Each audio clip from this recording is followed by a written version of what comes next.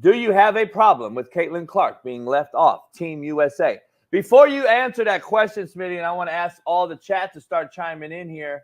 Do you all have a question, do you all have a problem with Caitlin Clark being left off of Team USA? Here's the thing I got to ask Smitty. You are the biggest Caitlin Clark defender on planet Earth. A brother, a black man defending a white girl who looks like Screech straight out of anyway. So you're defending this girl and you've been on that bandwagon forever. So this is not a black and white thing. To anyone like Smitty and I, we don't really give a fuck. We play football in locker rooms that had a multi-vast, variety of people and cultures and backgrounds. And yeah, we don't really care. We never looked at color as athletes. But I just want to be clear, though. There is a clear double standard, as our thumbnail says it is, because I have yet to see much of this being talked about. But when that snub right there, Christian Laettner and Shaquille O'Neal, brothers, was out hot. I was hot.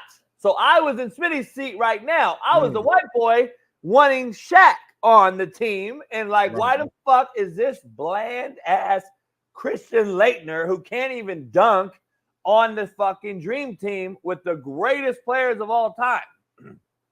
Why isn't this big 7-foot freak who was drop stepping on everybody coming out of LSU? Unbelievable. Nobody could stop him. We take Christian Laettner, and there was damn near riots in the streets out here. And cats wanted Shaq on their bad.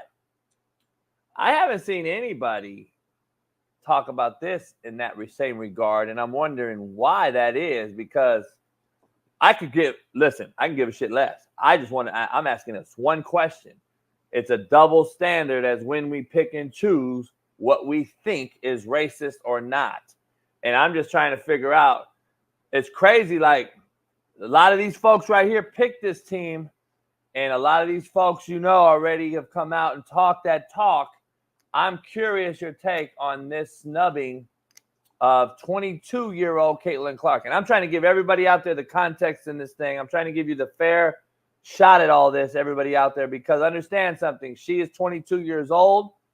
I do not believe there's a girl on the team under 26. So there's another factor. I'm just throwing that out there.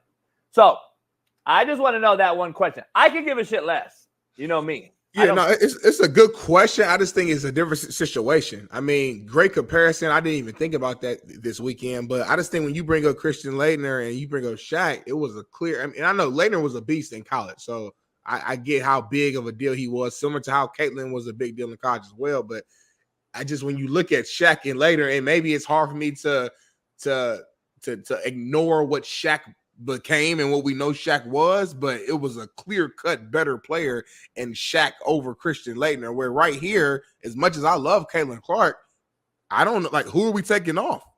Like, the only thing that I saw people mentioning, just from an age standpoint, was Diana Taurasi, because, again, she's old. She's like 40 years old, but, she's so that one girl right there, WNBA leading scorer. She's arguably, she's in a GOAT conversation of WNBA.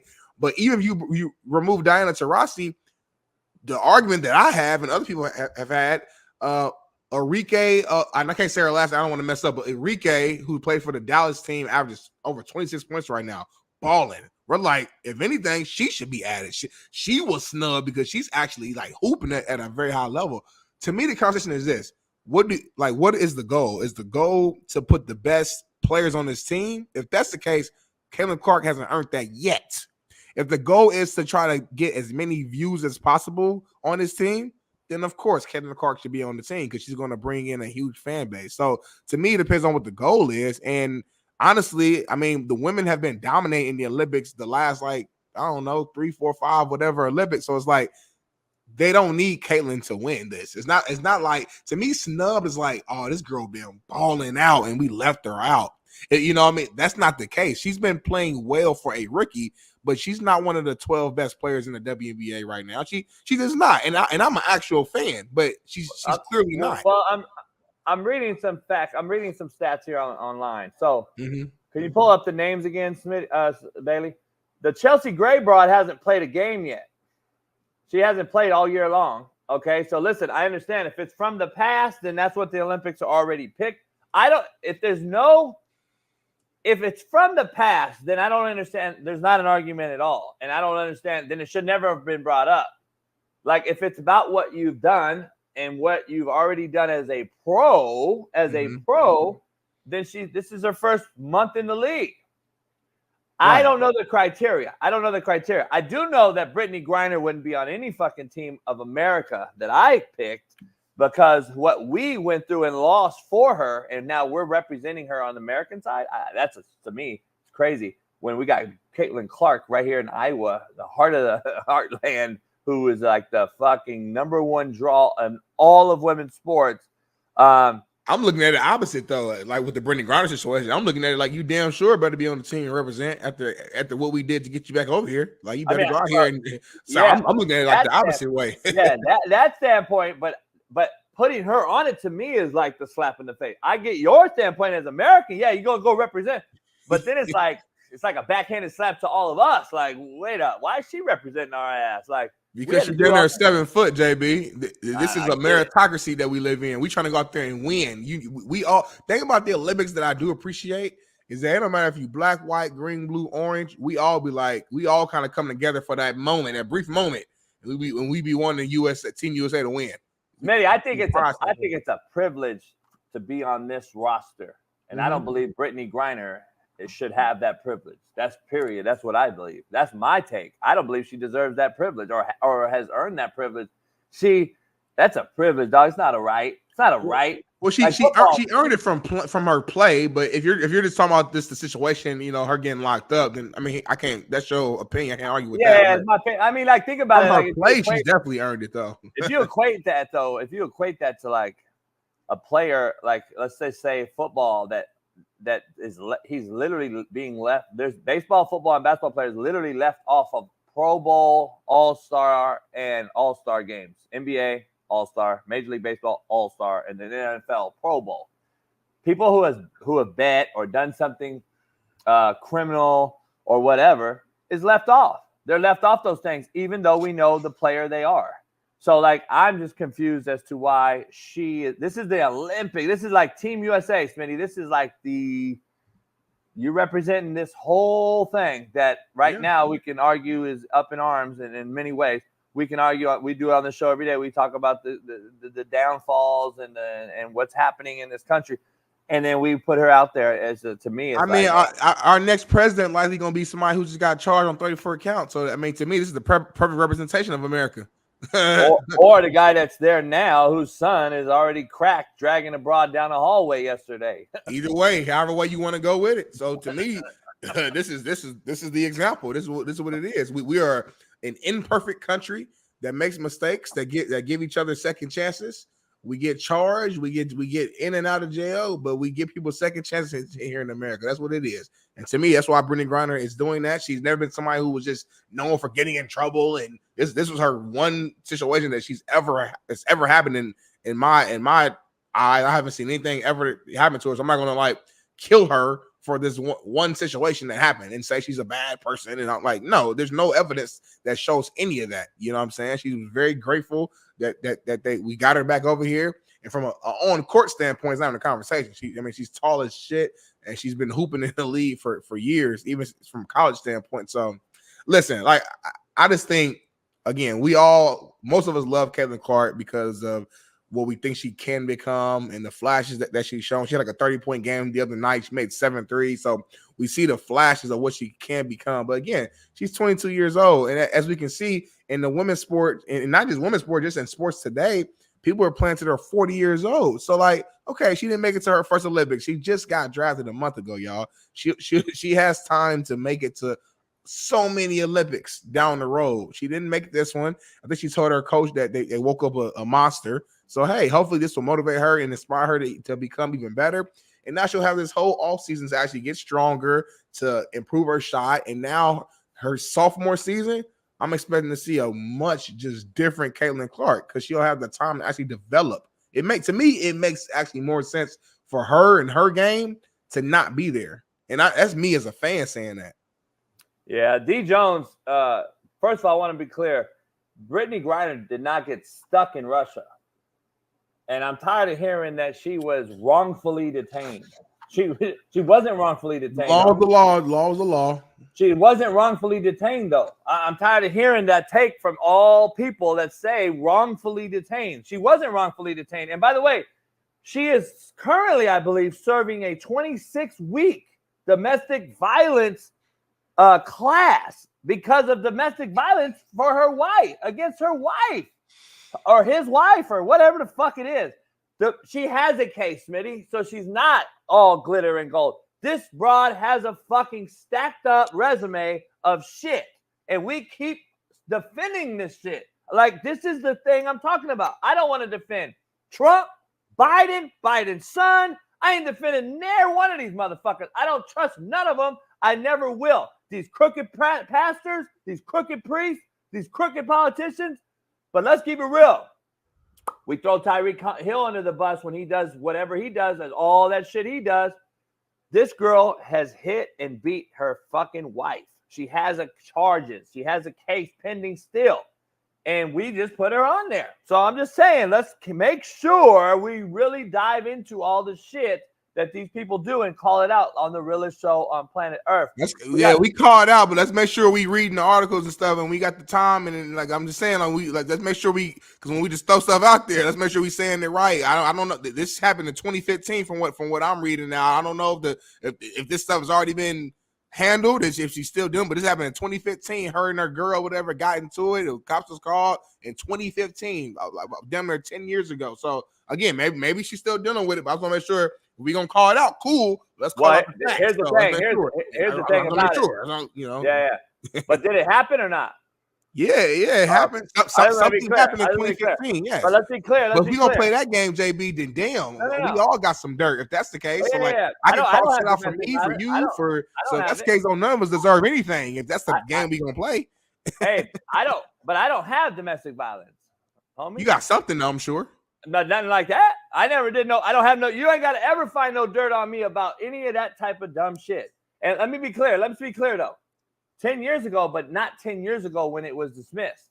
It was dismissed, Smitty, because she had to get that broad to say, okay, either by breaking it off, it took years to do, or what have you. Why was it dismissed, Smitty, after she was already? I hear you. Come on.